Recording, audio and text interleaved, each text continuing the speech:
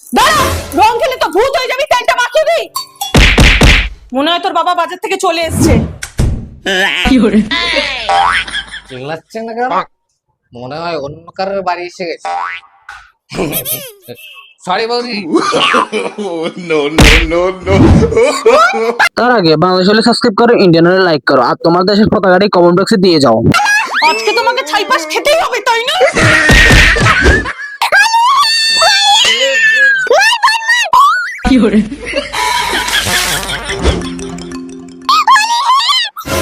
দাঁড়া, ওর পরীক্ষা আছে, ওকে রং দিবি না। ঠিক আছে। দেখেছিস আমায় কেমন ভয় পেল?